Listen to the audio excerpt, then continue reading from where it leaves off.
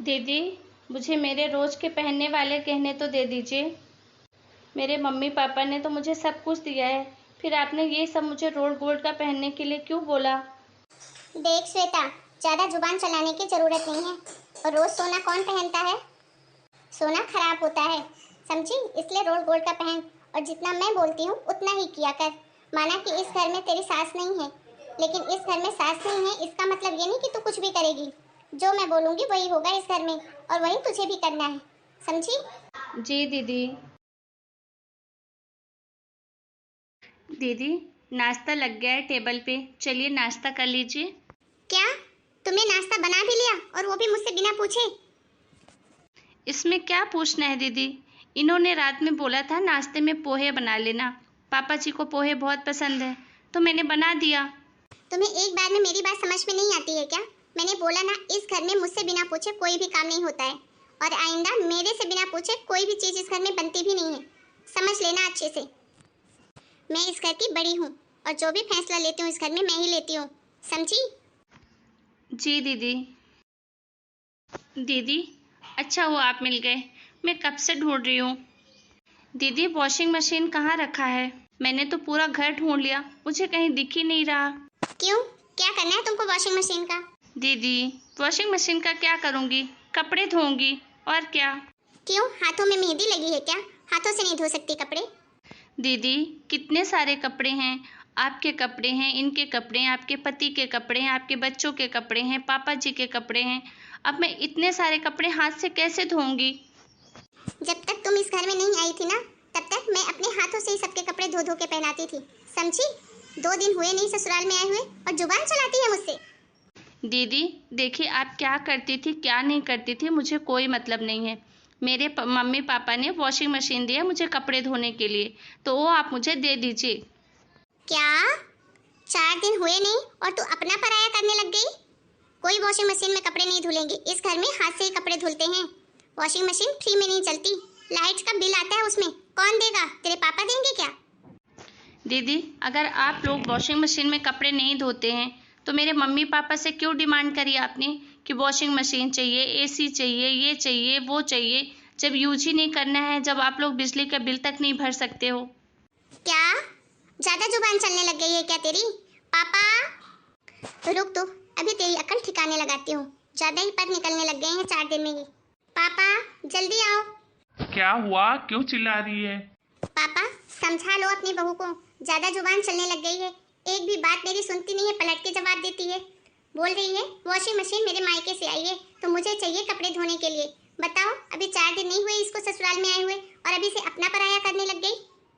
बहू, ये मैं क्या सुन रहा हूँ? तो पापा जी, इसमें गलत ही क्या है? वॉशिंग मशीन कपड़े धोने के लिए ही होती है ना। रखे रखे मशीन है, खराब ही हो जाएगी। इतने पैसे खर्च करके मेरे पापा ने खरीदी है। देखा पापा, कैसे जुबान चलती है इसकी? बोल रही हूँ अभी कंट्रोल में कर लो, नहीं तो आपके सर पर नाचेगी एक दिन। बहू, बस। और इस घर में वही होता है जो तुम्हारी ननद कहती है, समझ में आ गया?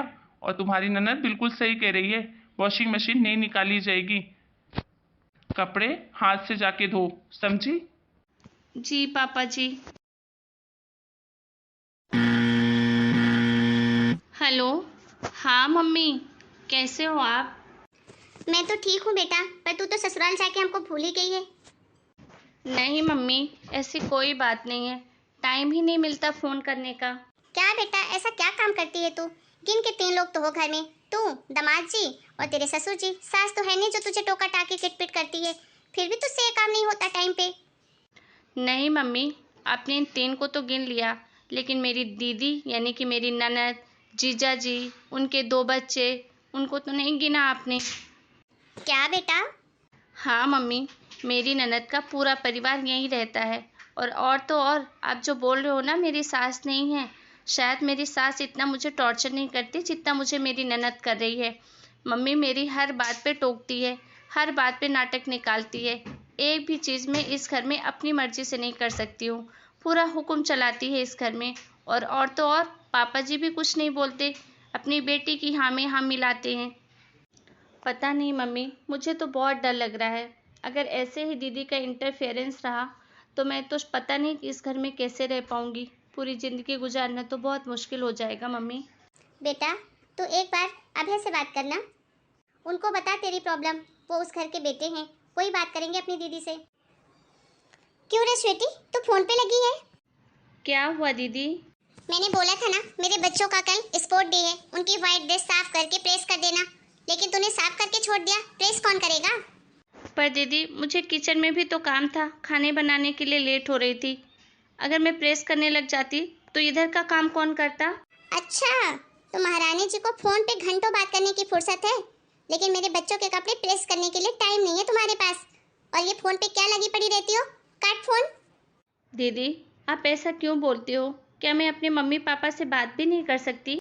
हाँ नहीं कर सकती, इस घर में पहले काम खत्म करो, उसके बाद टाइम मिले तो बात करना, लेकिन तुमसे काम ही नहीं हो पाता तो फिर बात कैसे करोगी? जल्दी से सबको खाना खिलाओ और आकर मेरे बच्चों के कपड़ों में प्रेस करो, समझी? जी दीदी। क्या स्वीटी, पूरे 2 घंटे हो गए तुम अभी तक किचन में ही लगी पड़ी हो, ऐसा क्या कर रही हो किचन में? वो क्या है ना दीदी, खाना ख़त्म हो गया था, खाना बचा नहीं मेरे लिए, इसलिए सोचा कुछ अपने लिए बना लूँ। क्या ऐसे बार बार कोई गैस जलाता है क्या? तुमको पता है सिलेंडर कितना महंगा हो गया है? एक रोटी बची तो थी, अरे कितना खाती हो तुम, एक रोटी में भी तुम्हारा पेट नहीं भरता। दीदी सारा दिन काम करती हूँ, एक रोटी में कैसे पेट भरेगा? क्या सिर्फ तू ही काम करती है? हम क्या बैठे रहते हैं सारा दिन? हमारा तो भर जाता है। अब नहीं है तो नहीं है, दोबारा गैस नहीं जलता इस घर में। अब शाम को खाना बनेगा तब खाना, समझी? और चल मेरे बच्चों के कपड़े प्रेस कर जल्दी से। ऐसा कब तक चलेगा? बस बहुत हो गया, अब मैं और बर्दाश्त नहीं कर सकती। अरे इस घर में मशीन के जैसे सारा दिन काम करो और खाने के लिए भरपेट खाना भी नहीं बना सकती अपने लिए। माना कि दीदी इस घर की बड़ी है, लेकिन बड़े होने का ये मतलब तो नहीं है। दीदी अपनी जिम्मेदारी नहीं निभा रही, बल्कि वो मुझे प्रताड़ित कर रही हैं और मैं ऐसे इस घर में अब और नहीं रह सकती। स्वीटी, अरे क्या हुआ तुमको? तुम इतनी उदास क्यों हो? रो क्यों रही हो? अच्छा हुआ जी आप आ गए, मुझे ना आपसे ज़रूरी बात करनी है। हाँ बोलो, क्या बात है? देखिए मैंने अपने पापा को फ़ोन कर दिया है, वो मुझे लेने आ रहे हैं 1-2 दिन में और मैं अपने मायके चली जाऊंगी हमेशा के लिए। मैं इस घर में अब और नहीं रह सकती। अरे स्वीटी, ये तुम क्या बोल रही हो? ऐसा क्या हो गया है जो तुम इस घर में नहीं रह सकती? मुझे बताओगी तो पता चलेगा ना। देखिए जी, मैं आपको आपके परिवार के खिलाफ करना नहीं चाहती थी, लेकिन अब ना बात सर से ऊपर चली गई है। आपकी दीदी की वजह से मेरा इस घर में सांस लेना मुश्किल हो गया है। वो हमेशा मुझ पे हुक्म चलाती हैं, मैं अपनी मर्जी से पेट भर खाना भी नहीं खा सकती। हर बात पे मुझे टोकती हैं। वॉशिंग मशीन होते हुए भी हाथ से कपड़े धुलवाती हैं। मेरे मायके से जितना सामान आया था सब उनने ताला लगा के रख लिया है, और तो और सारे जेवर तक रख लिए उन्होंने मेरा। अब मैं कितना बर्दाश्त करूं? और दीदी तक तो बात ठीक थी, रही सही कसर पापा जी पूरी कर देते हैं। पापा जी को गलत सही कुछ समझ में नहीं आता, बस दीदी जो बोलती हैं पापा जी वही हाँ में हाँ मिला देते हैं। आप तो सारा दिन घर में रहते नहीं हो और आपको पता भी नहीं चलता है। मैं चाहती नहीं थी कि मैं ऐसे घर की बातें आपसे चुगली करूं, लेकिन बस अब बहुत हो गया। मैं इस घर में ऐसे नहीं जी सकती, मैं मर जाऊंगी। क्या इस घर में तुम्हारे साथ इतना कुछ हो गया, वो भी मेरे रहते हुए, और तुमने मुझे बताया तक नहीं? खैर कोई बात नहीं, मैं अभी बात करता हूँ दीदी से भी और पापा से भी। तुम बिल्कुल भी चिंता मत करो। दीदी, पापा, अच्छा हुआ आप दोनों मुझे यहीं मिल गए। मुझे आप दोनों से ना ज़रूरी बात करनी है। हाँ बेटा बोल, क्या बात है? दीदी, आज स्वीटी के साथ ऐसा बर्ताव क्यों करती हो? ओ, तो महारानी ने कर दी चुगली और पति आ गया लड़ने। दीदी, कैसे शब्द बोल रहे हो आप? वो आपकी भाभी है और आपने उसे पूरा परेशान करके रखा हुआ है। यहाँ तक कि वो अपनी मर्जी से खाना तक नहीं बना के खा सकती। ये क्या तरीका है दीदी? दीदी, अभी तक मम्मी के ना रहने पर आपने हमें, पापा को संभाला, इस घर को संभाला, इसके लिए आपका बहुत बहुत थैंक यू। लेकिन दीदी, अब आप अपने ससुराल जाइए। अब मेरी शादी हो गई है, मेरी बीवी आ गई है, वो इस घर को संभाल लेगी। आखिर आपके भी सास ससुर ने अपने बेटे की शादी की है, उनको भी तो कुछ दिन बहू का सुख मिलना चाहिए ना। क्या? अरे तू होता कौन है मेरे जीते जी मेरी बेटी को इस घर से निकालने वाला? कोई नहीं होता हूँ पापा जी, और मैं खुद भी नहीं चाहता कि दीदी को मैं इस तरीके से बोलूँ, लेकिन दीदी ने इतना परेशान कर दिया है स्वीटी को कि वो खुद घर छोड़कर जा रही है। और पापा, आप तो इस घर में सारा दिन ही रहते हैं ना, आपकी आंखों के सामने सब कुछ होता है, फिर भी आपको बोलते नहीं बनता कि आप दीदी को समझाओ कि बेटा तू ऐसा मत कर। अरे दूसरे की घर की लड़की लेके आए हैं, अरे उसकी भी तो इज्जत करिए। वाह भाई वाह, भूल गया ना जब माँ गुजर रही थी तब कैसे लिपट लिपट के रो रहा था कि दीदी मुझे छोड़कर मत जाना, इस घर से कभी मत जाना, तुम्हारे सिवा कोई नहीं है मेरा इस दुनिया में। और अब बीवी को आए 4 दिन नहीं हुए तू लड़ने आ गया, मुझे इस घर से निकालने आ गया। अरे मुझे कोई शौक नहीं है यहाँ रहने का, तुम लोगों की वजह से ही मैं इस घर में रह रही थी। आप सही कह रही हो दीदी, लेकिन आप सच में तब मेरी दीदी थी, लेकिन अब आप सास से भी ज़्यादा बुरा बर्ताव करती हो। आप खुद ही बताओ, अगर मम्मी होती तो क्या स्वीटी के साथ ऐसा ही बर्ताव करती जैसे आप कर रही हो।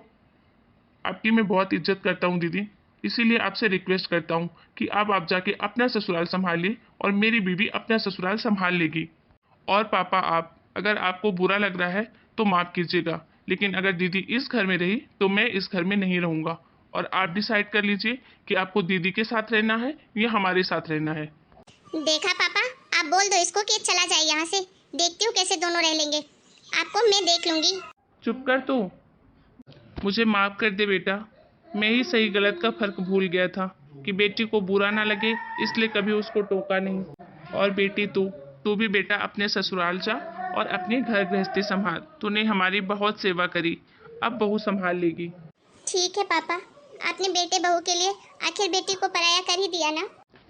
तू गलत मत समझ बेटा, मुझे बेटी तो होती ही पराई है। ये तेरा मायका है बेटा, तू मायके की तरह या 4 6 10 दिन रुक और अच्छे से अपने ससुराल में रह।